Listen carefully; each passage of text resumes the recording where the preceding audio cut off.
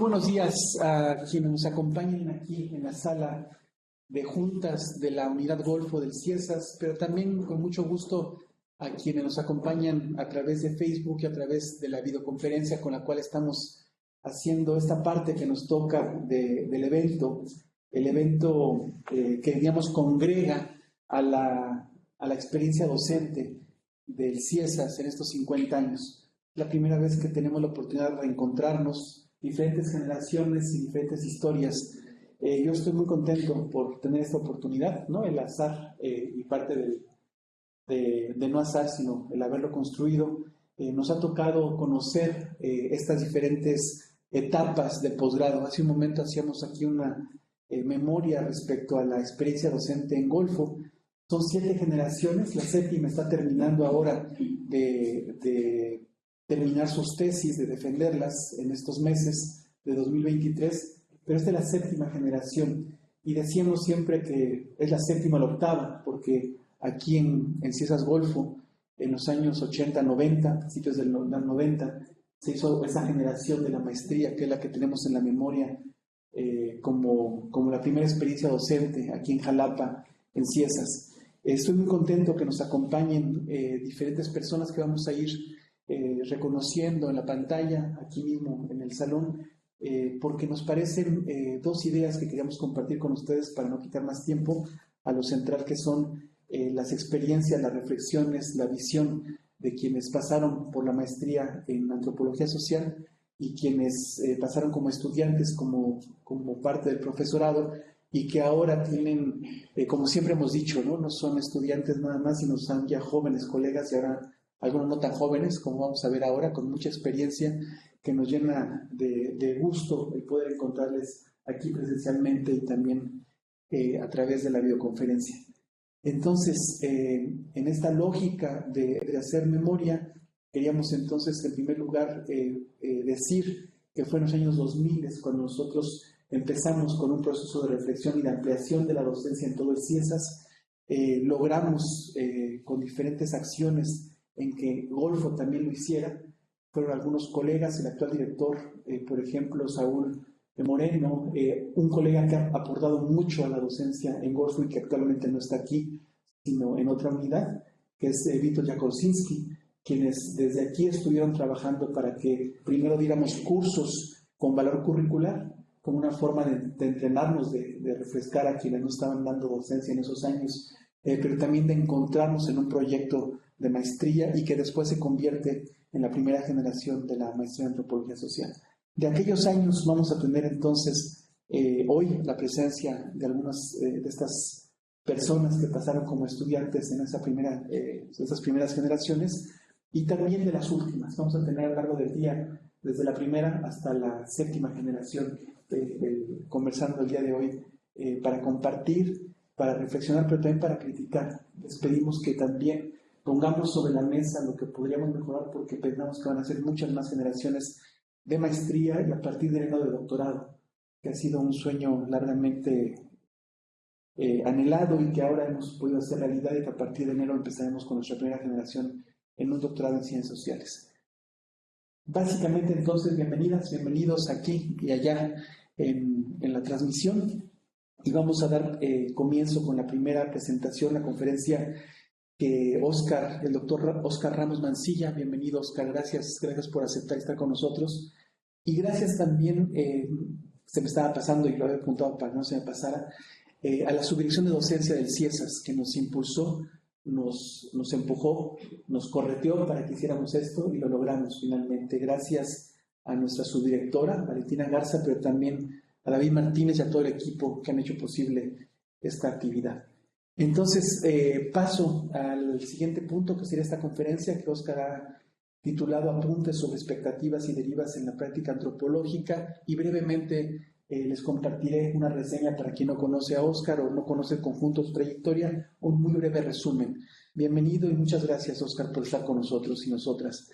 Óscar es antropólogo social de licenciatura, pasó con nosotros en la maestría en antropología social de CIESAS Golfo y después logró el grado de doctor en antropología social por la Universidad de Barcelona. Óscar es de estas personas multipremiadas, y hay que decir todos sus premios porque vale la pena reconocerlo en conjunto. Recuerdo bien cuando fue el recipiendario del premio de la Cátedra Institucional Gonzalo Aguirre Beltrán, que tenemos entre CIESAS Golfo y la Universidad Veracruzana, por su tesis doctoral en Antropología Social y Ciencias o Disciplinas Afines del 2016. También él logró una mención honorífica en el premio Fray Bernardino de Sahagún del INAH en 2012. También el premio Noemí Quesada a tesis de pueblos otopames del Colegio Internacional de Otopames en el 2011. Uno más es el premio Sor Juana Inés de la Cruz en su cuarta emisión a tesis en género del Instituto Nacional de las Mujeres en el 2008. Actualmente, Oscar, si alguna cosa he dicho mal, por favor, siéntanse en la libertad de corregirnos o de aportarnos. Pero entiendo entonces que actualmente es investigador del Instituto de Ciencias Sociales y Humanidades de la UAP, de la Benemérita Universidad Autónoma de Puebla. Forma parte del Sistema Nacional de Investigadores en su nivel 1. Ya no, ahora nos cuentas, Oscar. Y además realizó una estancia postdoctoral en el Instituto de Investigaciones Gino Germani de la Universidad de Buenos Aires en la UBA. En CIESAS no solamente ha sido nuestro estudiante en la maestría, no solamente ha logrado este premio de la Cátedra Gonzalo Aguirre, sino también ha dirigido investigaciones, estudios sobre poblaciones indígenas y rurales y medios de comunicación. Entonces, muy bienvenido, Oscar. Tiene la palabra y, por favor, 35 o 30 minutos que nos puedas compartir para después dar paso a la segunda conferencia en este bloque, que va a ser también de una querida ex estudiante de la maestría, Selene Cruz Pastrana, y ya la presentaré en su momento. Oscar, adelante, tiene la palabra. Hola, buenos días. Pues muy agradecido por la invitación a participar y formar parte de esta celebración colectiva de los 50 años del CIESAS, un centro de investigación, como te ha comentado en la breve síntesis, al que le guardo un profundo cariño por ser el espacio donde he conocido y fortalecido relaciones con personas vitales, tanto en lo personal, lo formativo y lo profesional. Ustedes saben que el paso por el CIESAS incluye todas estas facetas y ustedes lo viven más cotidianamente. Solo comentar que de la síntesis estuve un tiempo hasta el enero de 2022 en el Instituto de Ciencias Sociales y Humanidades de la UAP, pero ya no trabajo ahí. Y bueno, estaba en el programa de Antropología Sociocultural. Y bueno, pues además de esto del agradecimiento, pues quiero intentar corresponder a la tradición reflexiva y provocadora del CIESAS a partir de exponer algunos apuntes en torno a la formación y la práctica antropológica.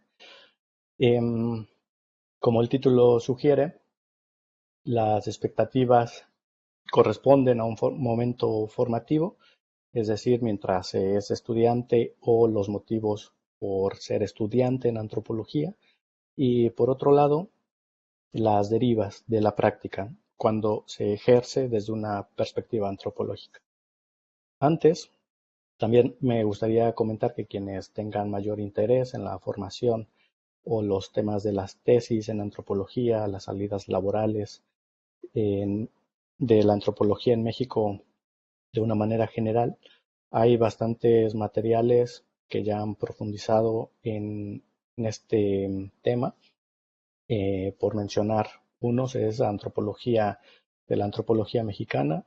Está también el informe de las ciencias sociales en México y uno más reciente que es el de antropólogos del milenio. También en el último número de Lichante Colot estaba viendo que hay una revisión a las tesis, a las amplias tesis que se han generado desde las distintas sedes de CIESAS. Además, como también hay otros foros desde los grupos de trabajo que se realizan desde la red MIFA. Así que lo que yo presento son pequeños apuntes y un poco pues contribuir a lo que se viene comentando por parte de egresadas y egresados, ¿no? Em, es un brevísimo comentario frente a lo que ya se ha indagado antes. Para ir definiendo las expectativas, pues están relacionadas con ideas prehechas, preestablecidas. No se tiene una expectativa si no hay una idea previa que ya esté ejerciendo una influencia. Pueden pensarse como unas maneras de inercia que nos llevan a ser determinados receptores, que ya se espera algo en específico, ¿no? A esto es a lo que me refiero con las expectativas. Y con las derivas, bueno, marcar una distancia con la teoría de la deriva de Guy Debord, que proviene de la palabra francés derive, que tiene que ver más con una caminata sin rumbo fijo, ¿no? Entonces, no tiene nada que ver con esto de lo que estoy presentando, sino más bien si buscan una definición de deriva, la que me parece más ajustada a lo que quiero comentar es aquella que menciona que es un trayecto hacia una dirección, pero que no termina por corresponder en lo que se había planificado, ¿no? Es al mismo tiempo, pues, esta revisión que se puede hacer a esos trayectos, ¿no? Por los caminos que ha llevado. Regresando a la parte de las expectativas, creo que quien se inscribe a un grado y posgrado en antropología va con tres expectativas. Una son personales, que puede incluir crecimiento personal, estudiar algo, seguir la tradición familiar, etcétera. Otras expectativas que tienen que ver con la ciencia y la ciencia ficción, que ya sea que se provenga de una familia cercana a la antropología, sabe un poco a lo que se va, o puede ser que esté alimentado del anecdotario antropológico, del trabajo de campo, o por querer pertenecer a una comunidad científica. En la parte de la ciencia ficción, pues todas las lecturas, películas, series, y no porque haya algún personaje al que se mencione como antropóloga, necesitamos su opinión, sino por las maneras como se representan y exponen otras sociedades, ¿no? Que comienza a generarse un interés por la otra edad. Y creo que hay otras expectativas que son las laborales, en donde hay quienes puede ser que no se preocupen por estas, tienen la vida arreglada, se mueven más por las expectativas anteriores. Y por otra parte, habrá quienes hayan indagado un poco y aún así consideren que podrán vivir de esta profesión. Y quienes han incursionado con ojos ciegos del mercado laboral y simplemente les ha llamado la atención. Ahora, por su parte, el mercado laboral, por un lado, está la academia y por el otro, lo que sería la intervención social o la antropología aplicada. En este segundo, pues hay un panorama bastante extenso, em, tanto en ONGs con diversos temas de diversos ámbitos de trabajo, locales, nacionales, internacionales.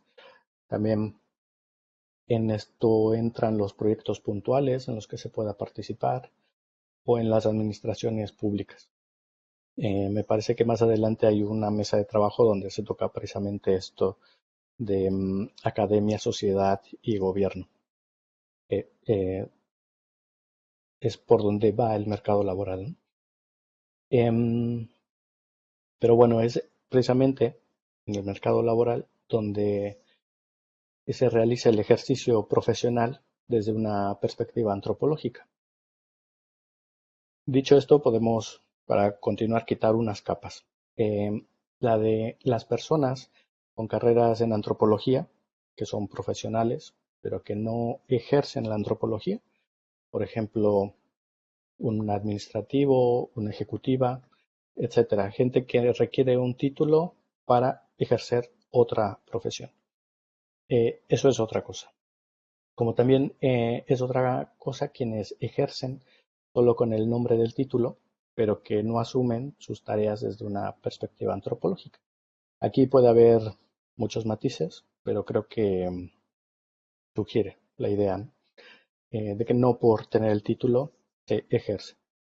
Bueno, esas son unas capas que no tienen que ver con lo que estoy mencionando, entonces las menciono para eliminarlas, ¿no? De lo que quiero comentar. Llegados a este punto, entonces se puede mencionar que la práctica antropológica incluye una constante identificación de temas de investigación, una delimitación conceptual desde referentes de la teoría antropológica, eso sí, con posibles diálogos con otras disciplinas, la producción de objetivos etnográficos y formas de hacer investigación etnográfica, ¿no? Aunque suene redundante la enunciación de estos elementos, pues para mí está bien indicarlos para poder dar claridad a lo que me refiero como práctica antropológica, ¿no? Y por lo tanto de sus derivas. Em, si me aceptan esta idea, entonces las derivas en la práctica no son solo y no se limitan a las decisiones para enfrentar nuestras realidades personales, que tienen que ver con las expectativas antes mencionadas y en especial las laborales. Algunos casos fuera de la academia han sido mencionados en las mesas previas de lo que va de este encuentro de egresadas y egresados, que no solo en la academia hay una salida, ¿no? Pero entonces las derivas de la práctica tienen mayor relación con las decisiones desde el bagaje teórico y metodológico que hemos recibido en nuestra formación y que hemos desarrollado en el ejercicio profesional. Así tenemos lo que nos ha ofrecido CIESAS como estudiantes. Hemos fortalecido nociones teóricas, metodológicas, técnicas. Hemos reconducido nuestras nociones de etnografía, ya sea por lecturas o por realizar prácticas etnográficas acompañadas de investigadores e investigadoras. Hemos redactado los resultados, elaborado narrativas etnográficas que ya se habían adelantado y se han ido perfilando desde el proyecto de investigación. Y hemos desarrollado capacidades de articulación de categorías, conceptos, con situaciones específicas registradas en campo. Así, en general, hemos aprendido a desarrollar una perspectiva antropológica, que además está en un marco escolarizado específico, y también por eso es que mucho de las expectativas laborales sea en la academia, porque hemos aprendido en ese entorno, ¿no? Pero bueno, hemos aprendido a desarrollar una perspectiva antropológica y de esto dependerán las derivas de la práctica. Si he logrado hilar bien, el peso se debe poner en desarrollar el aparato teórico metodológico. Hasta ahora no he mencionado corrientes de pensamiento dentro de la antropología, pero creo que tanto antes como en los tiempos actuales, pues sigue siendo relevante también definir qué corriente de pensamiento es el que se pretende desarrollar, ¿no?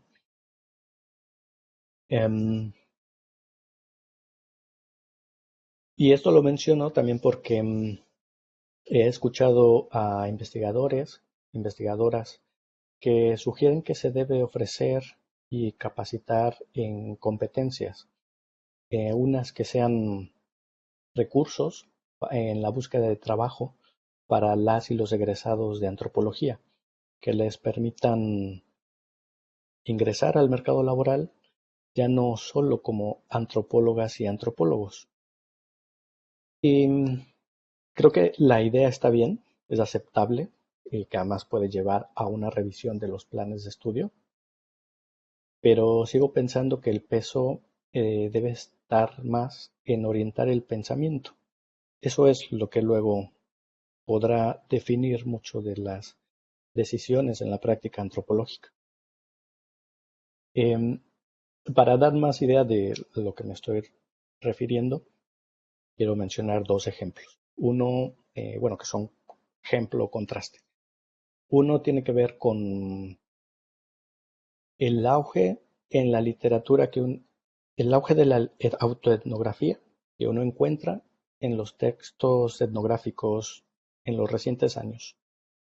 Em, como recurso para registrar y para luego contrastar con los elementos, las categorías y comprender lo que nos interesa, es bastante adecuada, ¿no? Sin embargo, creo que hay una pequeña línea que puede contrastar,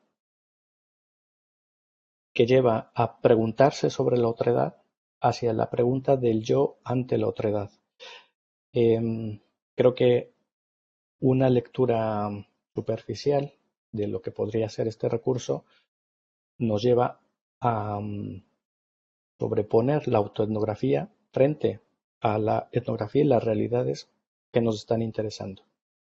Puede haber algunas excepciones de trabajos muy bien hechos, por ejemplo, el de Sharam Khosravi, quien escribió Yo soy frontera, y hace una autoetnografía de sus viajes ilegales, hace una recuperación de su experiencia, también contrastado con la experiencia de otras personas, para hacer este relato etnográfico que habla sobre fronteras, ¿no? Y es una autoetnografía. Está también el Sophie Caratini en Lo que no dice la antropología, que también es una revisión de su proceso de creación, de acercamiento hacia el trabajo de campo, de la antropología, de la redacción de los resultados. Y es una autoetnografía, pero está contrastando mucho la producción del conocimiento. Hay unas excepciones.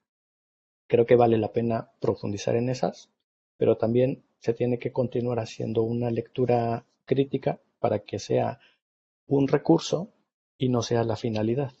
Que la pregunta siga siendo la otredad y no el yo hacia los otros. Ese es un ejemplo. El otro tiene que ver a partir de la pandemia y que nos vimos obligados a realizar un trabajo de campo a distancia, se comenzó a usar mucho la netnografía, que incluso ha tenido reediciones, pero Cosinet desarrolló la netnografía para registrar comunidades virtuales y además con un objetivo de marketing. Entonces, ahí también se puede observar una lectura superficial de lo que es una propuesta, eh, muy sacada al momento para responder lo que estaba ocurriendo, pero creo que precisamente el contraste que se puede ver es lo que comentaron en la mesa de Sureste, que frente a esta imposibilidad de trasladarse a las realidades que nos interesan, lo que llevaron fueron unos talleres de historia de vida, es decir, fortalecer una parte metodológica frente a la técnica, frente a lo técnico, que era la etnografía, además con unos objetivos distintos a la comprensión del otro, con un fortalecimiento metodológico en las historias de vida y luego ocupar lo técnico. Me parece que son respuestas diferentes y que precisamente en Sureste, quizás Sureste lo cuidaron. Estos son dos ejemplos de a lo que me quiero referir. Las competencias hay una tendencia hacia pensarlas porque hay una preocupación de cómo insertar a las personas a los mercados laborales, que ya no es necesario que tengan una disciplina y que se concentren en esta, sino que cumplan que tengan distintas competencias que les permitan realizar las tareas, pero que no tienen que ver con tradiciones de pensamiento, ¿no? Ahora, no estoy diciendo nada novedoso hasta ahora, al contrario, estoy repitiendo el canon de la antropología y de las ciencias sociales, que es la de continuar construyendo en colectivo por medio de debates y argumentos en la exposición y el contraste de ideas, ¿no? Un ejemplo de confrontación argumentada también lo podemos encontrar en el libro Antropologías e Historias de William Roseberry, en donde realiza una revisión a tres perspectivas a través de los trabajos de sus principales representantes, Clifford Geertz, Marvin Harris, Marshall Salins. Señala sus puntos de contradicción de estas corrientes y ofrece al mismo tiempo una deriva para la antropología. Hay otros trabajos que también son relevantes por las ideas y el desvelamiento que provocan, pero Roseberry sigue siendo para mí el mejor ejemplo de una crítica que revisa el conocimiento antropológico dentro del canon de la antropología, que revisa los textos que dentro de este proceso de traducción, tradición de crítica de los aportes antropológicos, dialoga y presenta una propuesta. Yo conocí estos textos en la licenciatura, los volví a releer en la maestría y fueron muy útiles, tanto este como otros que me sugería la doctora Emilia Velázquez, para la realización de la tesis, ¿no? Para darle un cuerpo teórico y a partir de este, pues definir la parte metodológica. Creo que esas partes son las que aún deben de continuar cuidándose. Ahora, también estos apuntes pues no tienen ninguna intención de señalar o indicar que hay mejores temas o perspectivas más válidas que otras. Solo señalo alguna posibilidad entre muchas. El CIESAS tiene un abanico muy amplio dentro de todas estas y, bueno, la que yo menciono se inserta dentro. Para ir cerrando,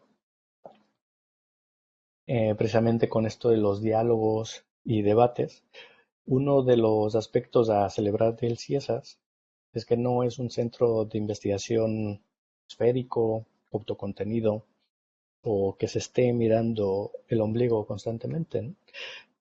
Sino que las actividades y el quehacer en la docencia, en vinculación, en la investigación, están conectadas o generan intercambios con otros centros de investigación, investigadoras, investigadores, con otras propuestas antropológicas. Es un nodo de la antropología, ¿no? Y eso es lo que va fortaleciendo el continuo, a veces en derivas de la práctica y la construcción del conocimiento antropológico. Son unos apuntes breves, lo que estoy mencionando, pero también es una postura hacia lo que considero que debe cuidarse y mantenerse desde el CIESAS, como ya se hace, pero para que continúe fortaleciéndose. Vuelvo a mencionar mi agradecimiento por esta oportunidad de celebrar junto con ustedes, que es al mismo tiempo el nosotros de las egresadas y los egresados del CIESAS. Muchas gracias. Muchas gracias a ti, Oscar. Un gusto escuchar tus reflexiones, tus puntos de vista. Damos también la bienvenida tanto en línea como aquí presencialmente, a colegas, profesores y profesoras de lo que ha sido la historia de la maestría en antropología social. Y voy a aprovechar para hacer un breve comentario rápido de dos cosas que olvidé decir y por lo cual ya me están reclamando vía digital. Una, no puede uno pensar la historia de la maestría en antropología social sin el trabajo de estudiantes y de profesores, pero también una serie de apoyos que hemos mantenido, que hemos tenido durante estos años y que nos han permitido que la maestría exista. Una de ellas es nuestra secretaria técnica, que hemos tenido la fortuna de que sea la misma persona que ha ido acumulando experiencia y que decimos que es la memoria viva de la maestría. Y está con nosotros nuestra secretaria, la maestra Victoria Cabrera Olano. Gracias, Vicky, por invitarme.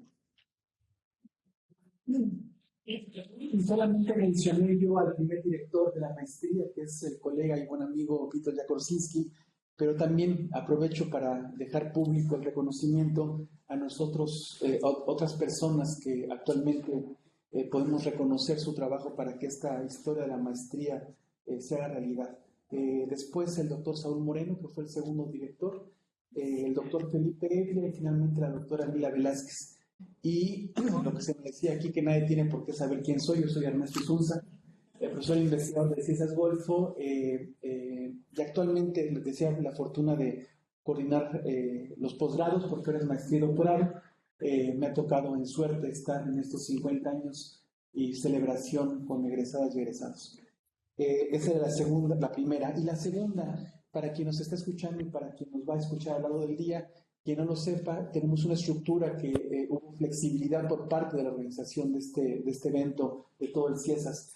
Y nosotros lo que propusimos fue, primero, dos reflexiones básicamente desde la perspectiva de sus trayectorias de dos colegas, un hombre y una mujer. Ahora vamos a dar paso a Selene. Después, dos mesas. La primera mesa centrada básicamente en las salidas laborales, diferentes salidas laborales, que es lo que buscamos, y gracias a la disposición de quien respondió, varios de ustedes, vamos a escuchar ahora la primera mesa en unos minutos. Después la segunda mesa, donde queremos entender las trayectorias vitales en términos de campo y archivo, la segunda mesa. Y la última, que pensamos que era muy importante, era ver cómo otras formas de incidencia de la formación o de la experiencia de la gente que ha pasado por la maestría podríamos poner en común, y ahí vamos a tener un conversatorio entre dos egresados de la generación anterior, digamos de la sexta generación. Entonces, sobre un proyecto vivo y recién presentado públicamente, que es el Archivo de la Memoria, donde aquí en Jalapa y en la región se trabaja comunitariamente sobre la memoria de personas desaparecidas, que es un problema existente, latente, vivo, y que dos de nuestras personas egresadas han decidido trabajar este archivo de la memoria. Entonces, ese es el programa general del día de hoy. Disculpen por estas dos faltas. Vamos a aprovechar entonces el momento de nuevo para agradecerte, Oscar, y vamos a dar la palabra a la segunda conferencia de este primer bloque, que la va a dar Selene Cruz Pastrana.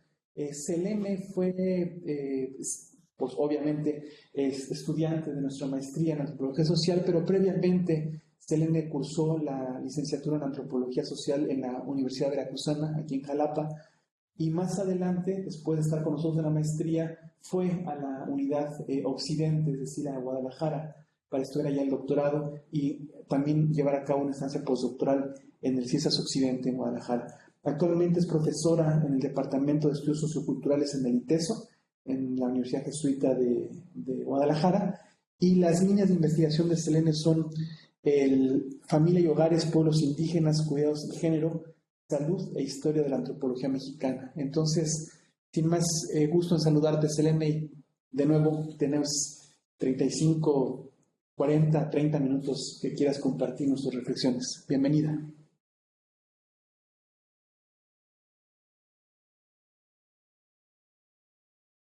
¿Nos escuchas, Selene? Sí. Perfecto. Estamos Creo viendo que en mi micrófono pantalla. está... Te escuchamos, sí. ¿Sí me escucha? Ah, muy bien. Es que me salió aquí en la pantalla que no tenía acceso. Bueno, muchas gracias. Buenos días a todos, todas, todes. Quiero agradecer en primera instancia a los organizadores de la maestría en Antropología Social de CIESAS, a su director y al doctor Ernesto Isunza, que fueron mis profesores y con quien tengo muy gratos recuerdos y experiencias en cuanto a mi formación. Y a quienes tengo también por aquí, veo en la pantalla a algunos compañeros, amigos y colegas. Me da mucho gusto saludarles virtualmente desde Guadalajara.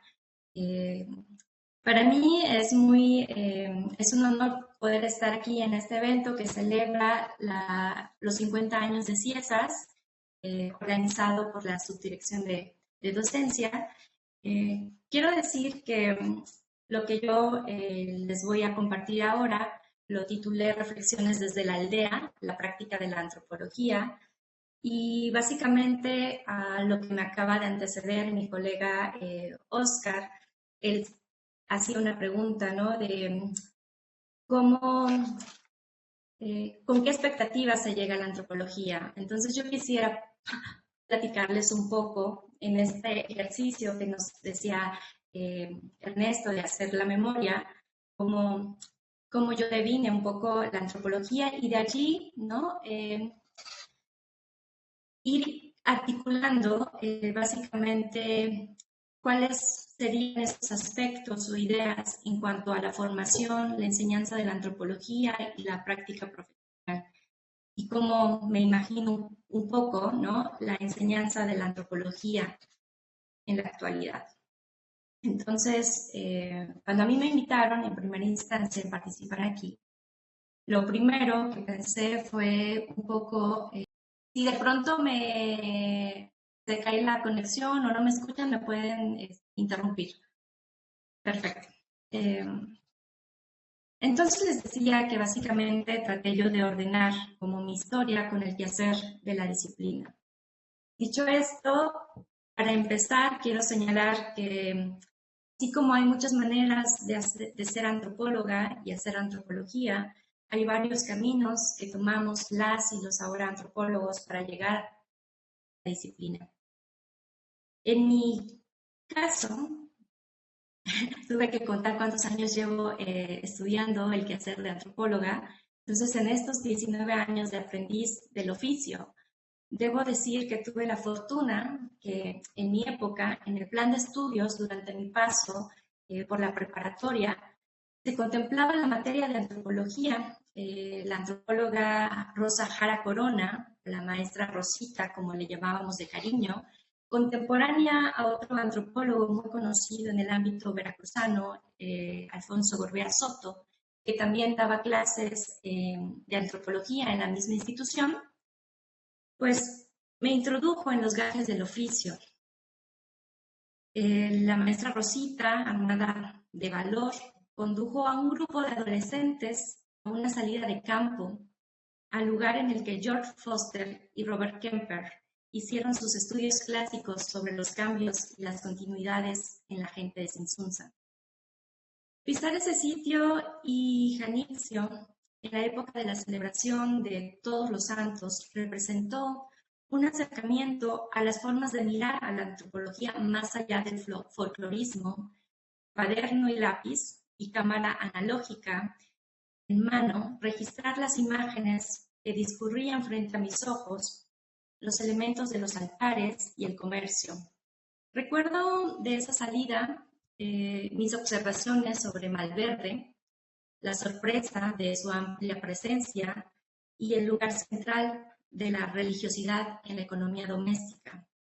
Por supuesto que mi mirada en aquel entonces no era tan entrenada como para comprender la interrelación de los elementos ni generar una observación participante según la prescripción, ¿no?, de Malinowski, o una descripción densa, ¿no?, a la usanza de Clifford Geertz.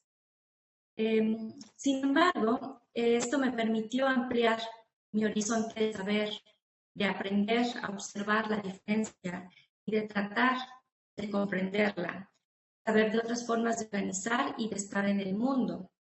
Años más tarde, al reflexionar sobre lo que me motivó a elegir la antropología como mi campo de saber y como forma de vida, apareció la imagen vívida de ese viaje.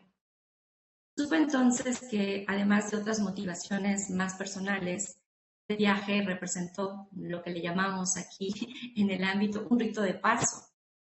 Y no fue solo para mí, sino que dentro de la facultad, ¿no?, pude percatarme del impacto de la materia de antropología cuando topé en el aula a otros de mis compañeros de la preparatoria que habíamos cursado la misma materia. Pero mi proceso de formación profesional en antropología inició en las aulas de la Facultad de Antropología de la Universidad Veracruzana. Los primeros meses de curso en un tronco común me introdujeron a la disciplina y al pensamiento antropológico. Fue una época de mucha lectura, reflexiones e inquietudes compartidas con mis compañeros acerca de los diversos enfoques y teorías antropológicas. E incluso en esta etapa también vi como muchos de mis compañeros desertaron y se dieron de baja, ¿no?, de la carrera. Luego de pasar esta etapa, la siguiente consistió en traducir esos saberes en un proyecto de tesis, lo cual implicó otro esfuerzo de poner en práctica las herramientas antropológicas y hacerlas inteligibles. Pero, ¿cuál es el primer aprendizaje en esta etapa formativa y cómo fue el proceso? Para contestar esta pregunta, quiero referirme a un texto reciente del 2020, en plena pandemia, donde estudiantes de formación de licenciatura en antropología en Argentina, quienes bajo el nombre del colectivo La Cocina de la Investigación, escriben el artículo Aprender, incomodarse y barajearse de nuevo. Básicamente, este colectivo de estudiantes nos dice que estudiar antropología es aprender a incomodarse. Esto es así porque, cito, nos empuja a desnaturalizar lo familiar. Dicho esto, si tomamos el desnaturalizar lo familiar como un principio, este puede resultar un poco contradictorio a lo que prescribían los primeros manuales de antropología, porque si recordamos, en la historia de la antropología, como disciplina se marcó una frontera disciplinar según el objeto de estudio. Así, por ejemplo, ¿no?, mientras la sociología se encargaba, sabemos, del estudio de lo civilizado, a la antropología se le dejó la tarea de lo exótico y lo salvaje. Basta recordar la mítica fotografía de Malinowski en su carpa al centro de la aldea en su trabajo de campo en las Islas Trobriand durante la guerra como una regla de la observación participante. Así, para formar parte de la aldea de los antropólogos, una de las primeras premisas de nuestras disciplinas, como se nos enseñaba, es mirar a los otros. Indudablemente, y para bien, ¿no?, de la antropología, esa mirada exótica está rebasada. Además, el contexto colonial del desarrollo de la disciplina se ha cuestionado de múltiples maneras. A finales de la década de los 50, solo por citar un ejemplo, ¿no?, el sociólogo Horace Miller, en su texto El ritual corporal entre los Nasirema, puso con marcada ironía cómo los antropólogos podían mirar al otro, pero no mirarse a sí mismos. En la actualidad, en nuestra aldea de antropólogos, se dice que el mirar al otro es mirarnos, o lo que es lo mismo, que en el otro hay un nosotros. De ahí que este sea un primer aprendizaje. Pero para llegar a esto, a este principio, se tuvo que recorrer un largo camino sinuoso. Aceptar que la epistemología se produce también en aquellos sures que antes eran estudiados, aunque aquí hay que hacer una aclaración y un guiño, pues también en los sures hay también ciertos nortes, pero esa pues es una historia que ahorita no tocaré. Volviendo al tema, lo que el desdibujamiento o la porosidad de las fronteras disciplinares permitió fue nada menos que la multiplicidad. De nuevo, traigo a colación aquí a este colectivo argentino de la Cocina de la Investigación, porque coloca a la multiplicidad como un principio que se presenta como un atributo para comprender la complejidad de la realidad social. Un principio que se aprende en los primeros años de formación en antropología, pero que al mismo tiempo cuestiona un establishment de lo que se aprende dentro de las aulas y fuera de ellas. Quiero citar aquí al colectivo. Dice, la multiplicidad consideramos que se trata de un atributo opacado por muchos de los textos que nos formaron. Nos presentan como un producto final y acabado, excindido de su contexto de producción. Los narradores de estos textos se parecen mucho al ideal hegemónico occidental, un sujeto masculino, blanco, autónomo y eficaz. Porque los investigadores no suelen hablar en sus textos ni en sus clases de los errores, de las dudas y también de las estrategias para resolverlas, de las infinitas correcciones y charlas con compañeros y colegas que posibilitaron la escritura de cada uno de sus papers, tesis y libros. ¿Por qué no compartir los malabarismos y los proyectos fallidos? ¿Acaso son una versión académica del self-made man, a quien todo le sale bien, fácil y rápido, sin embrollos y sin trastabillar? Cierro cita. La opacidad de los textos, ¿no?, de la que nos habla este colectivo, así como su decisión del contexto de la producción, son dos elementos que están presentes no solamente en los niveles universitarios, sino también a nivel de los posgrados. Y eso sin mencionar que ese sujeto hegemónico occidental, masculino, blanco, autónomo, eficaz, cuestionó ya el giro de colonial y feminista, pero me atrevo a decir que no es tan exclusivo del campo de la antropología, sino que también está presente en otras disciplinas. Sin embargo, lo que me parece importante señalar es, con base en mi experiencia, que efectivamente hay una menor producción de ese tipo de textos sobre el detrás de cámaras de la investigación antropológica. Si bien se parte del reconocimiento que no hay un manual o receta, aunque abundan muchísimos manuales de investigación cualitativa, etnográfica, cuantitativa, cada día se incentiva más a los y las antropólogas a escribir sobre esos avances de su investigación en los apartados en metodología. Hace un momento nos mencionaba Oscar sobre cómo hay este impulso de la autoetnografía.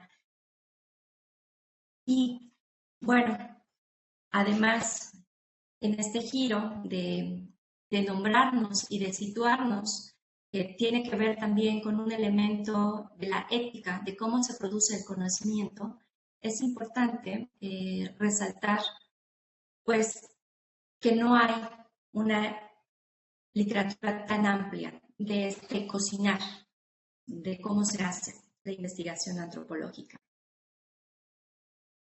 En mis tiempos universitarios, hasta los de posgrado, recuerdo algunas cuantas lecturas entretenidas, incluso algunas otras impactantes, sobre las complejidades de hacer trabajo de campo y las maneras, no siempre favorables, en las que sus autores salieron del paso, de las que recuerdo, por ejemplo, el multicitado libro que colocan en los programas, que es El antropólogo inocente, del antropólogo británico Nigel Barley, o La muerte sin llanto, violencia y vida cotidiana en Brasil, de la antropóloga norteamericana Nancy Shepherd Hughes, que resultaron formativos e ilustrativos en cuanto a esto de la cocina antropológica. Hay otros más que seguramente, hurgando en la memoria y en las bases de datos, podríamos enlistar, aunque vale la pena mencionar el gran esfuerzo de María Pelle y Roxana Buber, dos antropólogas argentinas, quienes en su esfuerzo como compiladoras en el 2019 publicaron Malestar en la etnografía, Malestar en la antropología. Allí dan cuenta de los diversos malestares en la práctica antropológica, desde los ridículos que se pueden cometer estando en el campo, hasta el hecho de posicionarse y el padecer también, ¿no?, otro asunto que es el escribir, ¿no? Si recordamos esta frase que nos decía Clifford Geertz, ¿qué hacen los antropólogos? Escriben. Bueno, esta compilación, que es muy recomendable para todos, ¿no? Tanto colegas como para aquellos quienes están formando, es un texto, ¿no? Donde nos habla sobre el quehacer antropológico y que curiosamente está escrito por puras mujeres antropólogas. Bueno, dicho esto, coincido con el colectivo argentino sobre esa debilidad en la antropología de mostrar el cómo se hace la cocina, ¿no? Que nos dice Peller y Huber. Y una interpretación es que quizás esto se deba por una parte a una cuestión, yo pensaba como estética, de que no nos gusta mostrar más los platos limpios que los platos sucios, aunque en términos pedagógicos poco enseña sobre cómo lavar los platos un trastero reluciente que un fregadero con pila de platos sucios.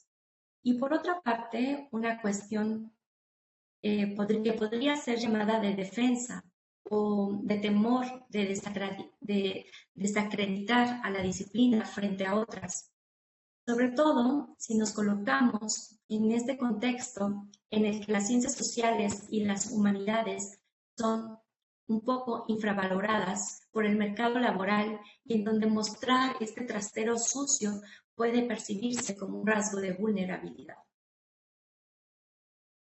Además, si bien muchos de los malabarismos y proyectos fallidos no se pueden prever, sino que necesariamente se viven en lo cotidiano de la praxis antropológica, hay un elemento que a mi parecer puede marcar la diferencia, disminuir las angustias y sentar las bases de la reflexividad de la práctica.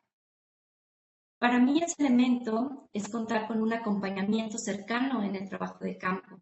Y esto debo decir que lo viví y aprendí desde mi primer acercamiento, siendo aún universitaria, pero también como becaria en Ciesas. En Ciesas tiene esta tradición y esta forma de saber hacer antropología, ¿no?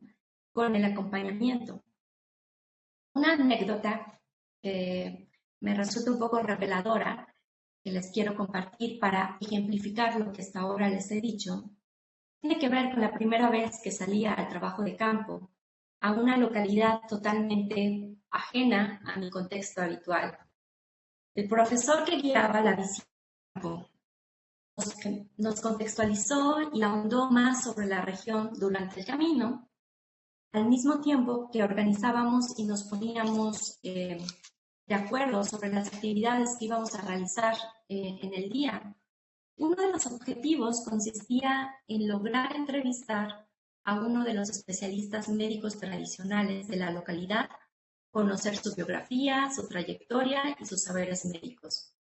La instrucción me pareció viable, recuerdo sentirme preparada porque recordaba que en mi formación dentro de las aulas había leído y hecho ejercicios con profesoras y profesores de metodología sobre cómo hacer una entrevista. Sabía teóricamente la diferencia entre una entrevista semiestructurada y una profundidad. Entonces, tuvo lugar la entrevista en el espacio abierto del patio de la casa del especialista médico. El profesor nos dejó a mi compañera y a mí hacer las preguntas que nosotras considerábamos pertinentes. A nuestro regreso, mientras el profesor conducía, comenzó a realizarnos una pequeña evaluación, una serie de preguntas sobre el hecho de lo que había sucedido en el trabajo de campo. Al dirigirse a mí, me realizó una de las preguntas que yo había formulado al especialista y de la cual no pude dar respuesta. Sutilmente, y hasta con un poco de ironía, supo señalarme el inconveniente de formular gran parte de mis preguntas, iniciando con la pregunta del por qué. Ahí me di cuenta que pese a lo que yo pensaba, no sabía entrevistar, y acto seguido el profesor me puso contraejemplos. Uno de los graves errores o fallas, ¿no?, se debía a mi incapacidad de escuchar. Sabía oír, a mi interlocutor, pero no sabía la distinción entre una escucha activa y el simple acto reflejo de oír. Hasta ese momento no lo había experimentado y resultó una lección que al día de hoy tengo muy presente como antropóloga y que trato de recordar y de transmitir, ¿no?, también a mis alumnos, incluso si ellos no son antropólogos. Pues saber escuchar es vital en el proceso de la comunicación, y a esto también añadiría que es importante porque pocas veces, ¿no?, se nos enseña, o a lo mejor no lo tenemos tan presente, cómo escuchar activamente a ese interlocutor, a ese informante o a ese colaborador, como ahora me parece de la manera más idónea llamarles. También tiene que ver con esta parte ética y de saber cómo este colaborador nos está cediendo parte de su tiempo para nuestras pesquisas. Lo que quiero subrayar con esta anécdota, más allá de una etnografía, es que el aprendizaje de la escucha activa no hubiese sido posible sin este acompañamiento en el trabajo de campo. Y esto creo que es un punto importante a rescatar y a resaltar, y que deberíamos fortalecer para que no desaparezca en nuestra práctica antropológica.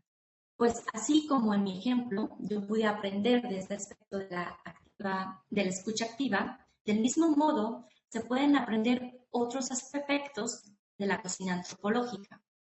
Por ello considero que en los años formativos, no solamente de nivel de licenciatura, sino a lo largo de los posgrados, incluso ya cuando estamos formados como antropólogos, es necesario, incluso muy recomendable, contar con estas presencias que pueden mostrarnos aquellas fallas que nosotros indulgentemente, ya sea como aprendices novatos, porque estamos comenzando en estos quehaceres, pensamos que no lo son o que simplemente no podemos percibirlas. Y entonces, ¿no?, esta mirada, ¿no?, mayor instruida nos permite poder observar aquello que pasa delante de nuestros ojos y que no nos percatamos. Sin embargo, otra cara de este acompañamiento tendría que ver con conocer también las complejidades que enfrentan los profesores en la instrucción de la disciplina durante el trabajo de campo. No es raro que los años en la práctica antropológica nos doten de un ojo más entrenado, aunque también es cierto que la complejidad de los escenarios sociales nos muestra que no sabemos ni podemos aprender todo, y que la construcción de un conocimiento antropológico se nutre de ambas partes, del instructor y del instruido. Negar la voz de uno sería cercenar, ocultar la cocina completa. El feedback de saberes sería otro ítem, entonces, del detrás de bambalinas. Pero volviendo a la cuestión del acompañamiento, quiero puntualizar un poquito más al respecto, porque considero que no debe darse solo entre los muros de las aulas o los pasillos de las universidades o los centros, sino en el campo mismo. Y un poco con esto pienso en la práctica de la antropología clásica mexicana, en la que era muy común que los proyectos de investigación fuesen colectivos y no tan individualizados como ahora. E incluso si nos vamos un poquito más atrás, ¿no?, a leer a los precursores de la antropología, por ejemplo, social británica, estas expediciones están conformadas no solo por antropólogos, sino por otros cientistas sociales. En otras palabras, la antropología social no ha sido una disciplina aislada, individualizada, sino que desde sus inicios se ha reconocido la relevancia de lo que ahora se llama la interdisciplinariedad. El trabajo de campo antropológico colectivo e interdisciplinario es el aspecto que considero, ¿no?, se debe de impulsar dentro de la antropología social. En primer lugar, porque cada día es más frecuente, como ya mencioné, enfrentarnos a estos escenarios complejos y cambiantes.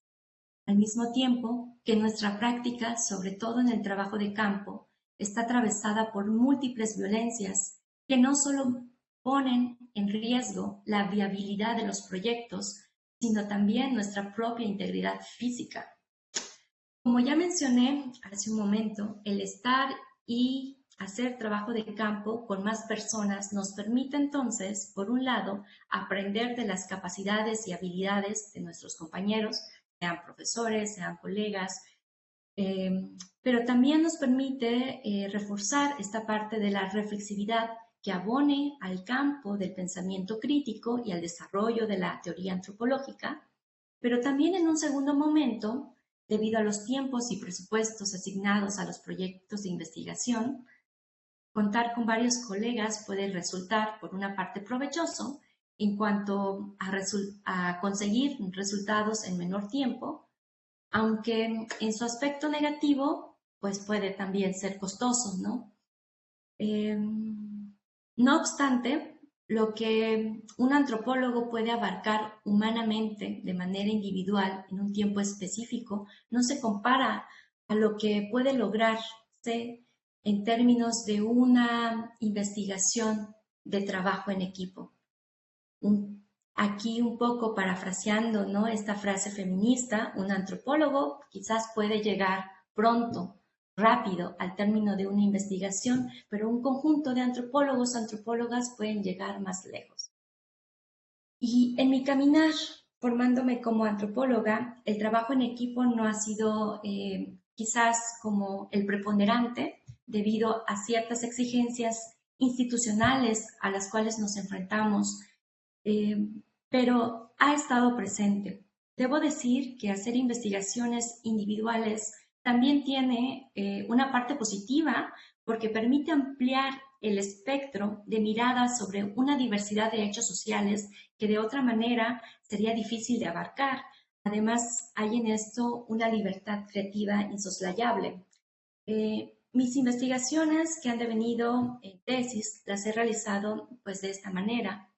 En cada investigación me he nutrido de la mirada de otras disciplinas que me han ayudado a pensar, a profundizar y a complejizar lo que quiero observar y lo que quiero comprender. En este sentido, la interdisciplina en la antropología, al menos en mi caso, se ha dado a través de la convergencia de enfoques o nociones analíticas que traspasan las fronteras de la disciplina. En un texto que ya cumplió como unos 10 años, Virginia García Costa y Guillermo de la Peña, antropólogos que tenemos a bien tener aquí en Ciesas, en su libro Miradas concurrentes, la antropología en el diálogo interdisciplinario, publicado en el 2013, señalan que la interdisciplina es una característica de la antropología, que en la actualidad se da en el diálogo, entendido como el trabajo en equipos y la vinculación en seminarios. Por ejemplo, de la Peña resalta que este trabajo en equipo estaba ya presente en el proyecto de Gamio en el Valle de Teotihuacán y lanza una pregunta que me parece muy actual. ¿Cómo un equipo multidisciplinario llega a la interdisciplina? Más adelante, él formula la respuesta. Cito. Él nos dice, el trabajar en equipo con otros especialistas se convierte en trabajo interdisciplinario cuando existe un marco conceptual hipotético sobre las demandas que las ciencias se hacen recíprocamente al plantearse problemas comunes y cuando se mantiene un diálogo constante sobre la puesta a prueba de las hipótesis. Cierro citas. Esto un poco nos recuerda a lo que nos comentaba nuestro colega Oscar, ¿no?, sobre la importancia de seguirse preguntando cómo se genera este pensamiento, estas teorías y enfoques antropológicos. En otras palabras, de la Peña hace una aclaración de suma importancia que consiste en distinguir la interdisciplina, y es que esta, nos dice, requiere de esta construcción de un marco conceptual hipotético, identificar una problemática en común y dar posibles respuestas desde los diversos campos de los saberes para sostener esto que él llama un diálogo interdisciplinario. En mi práctica profesional y laboral, en mis últimos años, como profesora de asignatura de estudiantes de licenciatura, he tenido la oportunidad de formar parte de un equipo de trabajo multidisciplinario con jóvenes talentosos de otras áreas como la comunicación, las artes audiovisuales, la gestión cultural, la ingeniería en sistemas computacionales, la psicología, el diseño industrial, entre otras, con quienes hemos tratado de dar este salto, de pensar cómo lograr la interdisciplina con base en la construcción de este marco conceptual hipotético, pero al cual llegamos no solo a través de este diálogo interdisciplinario entre nosotros, entre pares, sino también, y aquí quiero hacer énfasis, en el diálogo con los colaboradores, ¿no? Estos colaboradores que antes nombrábamos o se nombraban dentro de la literatura antropológica como los informantes. Y esta propuesta metodológica de incluir a los colaboradores implica también identificar junto con ellos las problemáticas que los atraviesan y desde una postura comprometida buscar entablar este diálogo que sea también polifónico, en donde la práctica antropológica ya no esté, como decía en un principio, ¿no? En esta carpa, observando, ¿no? Solamente este devenir de la vida social, sino que también ellos formen parte de la construcción de este conocimiento antropológico. Así pues, y para un poco ir cerrando, porque no sé cómo voy de tiempo, me gustaría recapitular un poco en cómo salir de la aldea y volver a entrar en ella. Lo que significa entonces este movimiento implica, uno, les mencionaba, desnaturalizar lo familiar. Esto de cuestionar nuestras creencias, ¿no? Decía un profesor que aquí ya lo citaron y con el cual también me formé, el doctor Jakonsinski, ¿no? Nuestras bisagras que nos sostienen, nos invitan también a dudar, ¿no? Y la duda es como este espacio para la entrada al pensamiento crítico y a su vez a la formulación, ¿no? De las categorías con las que pensamos esta realidad social. Y bueno, también para salir de la aldea y volver a entrar en ella significa no pensar esta multiplicidad de comprender la complejidad, explicitar estos marcos del saber hacer de la antropología, del antropólogo y también del aprendiz que se interrelacionan dentro de esta práctica acompañada que les mencionaba y que finalmente, ¿no? En un sentido de este diálogo interdisciplinario, polifónico, que entonces nos permita un poco dar respuesta a lo que Tim Ingold nos decía, ¿no? ¿Por qué importa la antropología ahorita? Me parece que la respuesta debe de ser un poco urgente. No solamente porque la antropología implica una forma de ser y estar en el mundo, como las diversas culturas que hemos estudiado, que se han estudiado, sino también porque la contribución de la antropología radica en esta capacidad de transformar las vidas. Pero aquí viene otra pregunta, ¿y cómo se transforman estas vidas? A mí me parece importante que si bien hacemos antropología, ¿no?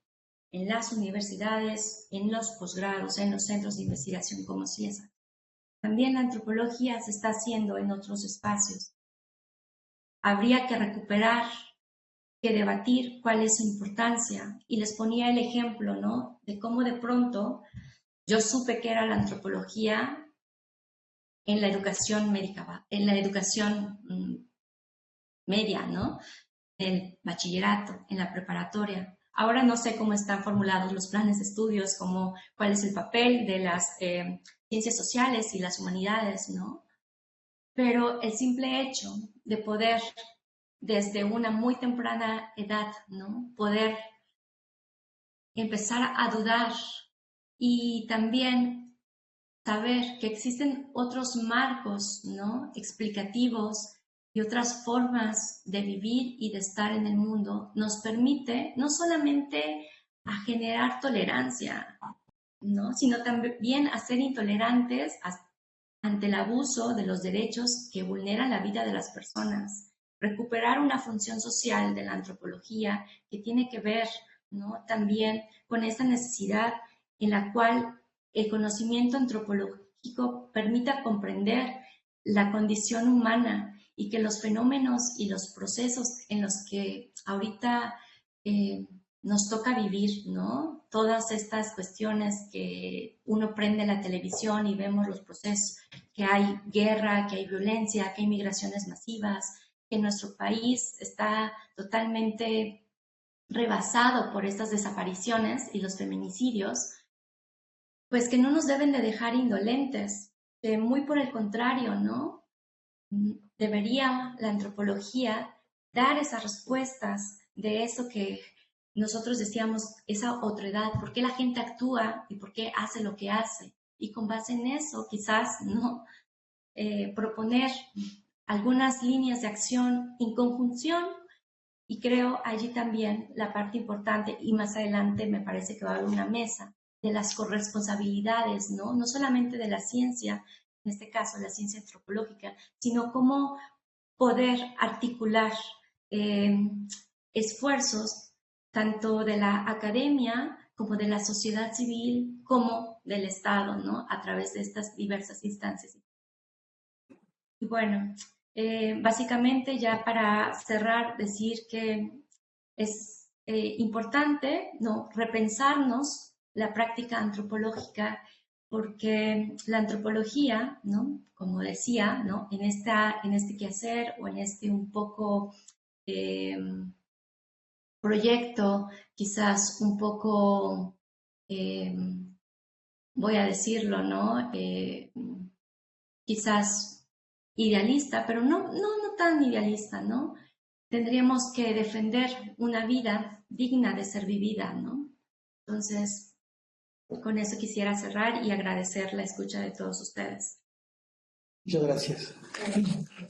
Muchas gracias, Elena. Gusto en verte. Esperemos que nos veamos contigo y conozca aquí en vivo en Jalapa o en otro lugar.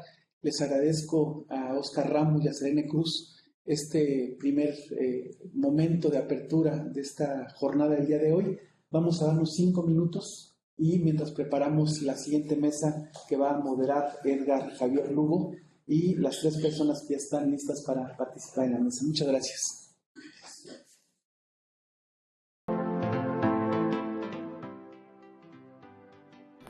Bueno, decidí estudiar el posgrado en el CIESAS porque estaban más apegados a mis líneas de investigación. Tienen la línea de investigación del agua y había trabajos que estaban más cercanos a los temas ambientales.